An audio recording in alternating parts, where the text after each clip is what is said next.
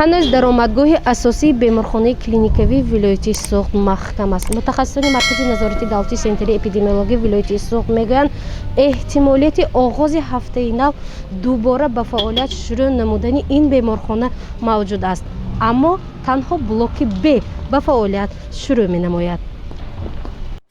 эҳтимол меравад ки шурӯъ аз оғози ҳафтаи нав блоки Б-и беморхонаи клиникавии вилояти Суғд ба фаъолияти муқаррарӣ гузарад. Дар ин бора имрӯз аз маркази назорати давлатию санитарӣ ва эпидемиологии вилояти Суғд хабар доданд. ҳоло корҳои дезинфексионӣ дар минтақаи Б пурра ба анҷом расидааст. танҳо натиҷаи таҳлилу ташхис боқӣ мондааст ки пас аз чанд рӯзи дигар он муайян хоҳад шуд. бинобар вазъи эпидемиологии сирояти нави коронавирус мӯътадил арзёбӣ шудан ва муроҷиати шаҳрвандон ё мизоҷон ё беморон ба сатҳи муассисаҳои тандурустӣ ва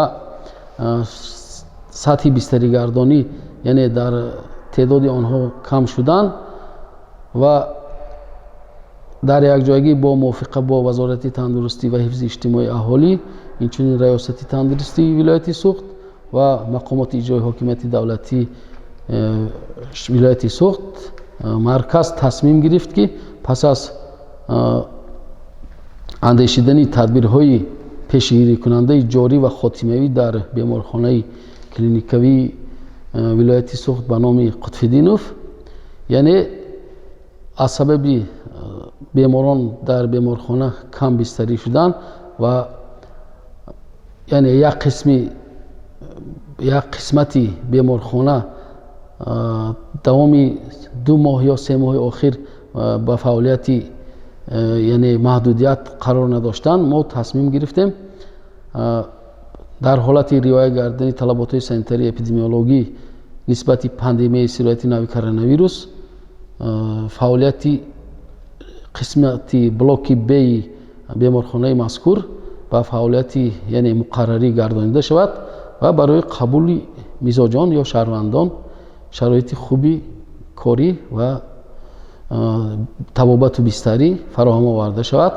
ҳоло қисмати Б дар беморхона аз минтақаи сурх пурра ҷудо гардидааст. акнун зарур аст ки кормандони тиб пурра аз ташхиси дубораи COVID-19 гузаранд ва молишак аз гулӯи онҳо низ гирифта мешавад. ҳамчунин ташхиси обшуст аз лавозимоту таҷҳизот ва ҳуҷраҳо гирифта шуда ҳавои амалиётхонаҳои ҷарроҳӣ, ҳуҷраҳои захмбандию дорugузаронӣ барои назорати бактериологӣ гирифта хоҳад шуд. агар натиҷаи ҳамаи ташхисҳо хуб барояд, блоки Б-и беморхонаи клиникавии вилояти Суғд пас аз маҳдудияти қариб 9 моҳа ба фаъолияти муқаррарӣ мегузарад. вале новобаста ба фаъолият шурӯъ намудани як қисмати он беморхона дар ҳолати карантин боқӣ мемонад. қисмати блоки Б аз тарафи мутахассисони маркази назорати давлати санитарии эпидемиологии вилояти Суғд дар асоси мактуби воридотӣ аз беморхонаи клиникаи вилояти Суғд мавриди омӯзиш ва баҳогузорӣ қарор дода шуд ва дар асоси санади муоинаи санитарии эпидемиологӣ баҳри иҷро намудани он талаботҳое ки барои фаъолияти муқаррарии беморхона зарурият дорад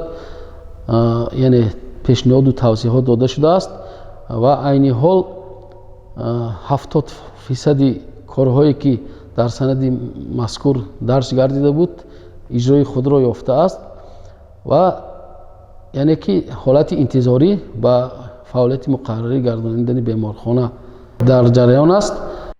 қабули беморон на аз даромадгоҳи асосӣ, балки аз дарвозаи дуюми ин беморхона сурат мегирад, чунки ҳанӯз қисмати асосии беморхона дар карантин мебошад. новобаста аз ба фаъолияти муқаррарӣ гузаштани қисмати Б дар ин беморхона тамоми чораҳои пешгирикунанда аз коронавирус пурра риоя мегардад. ин яке аз хулосаҳои асосии мутахассисони маркази назорати давлатию санитарӣ ва эпидемиологӣ дар вилояти Суғд мебошад. айни ҳол новобаста аз мавҷи дуюми хуруҷи сирояти нави коронавирус дар ҷаҳон, вазъи эпидемиологии ин сироят дар миқёси вилоят мӯътадил аст, ором баҳогузорӣ карда мешавад ва ҷиҳати боз ҳам паст намудани сатҳи беморшавӣ аз тарафи мутахассисони соҳаи тандурустӣ инчунин аз тарафи мутахассисони марказҳои назорати давлати центри эпидемиологии вилоят ва шаҳрноҳияҳо дар манбаъҳои сироят ва чорабиниҳои пешгирикунанда ва он чорабиниҳое ки баҳри паст шудани сатҳи беморшавӣ яъне зарурият доранд андешида мешавад. Инчунин ҷиҳати роҳ надодан ба пайдоиш ва паҳншавии ин сироят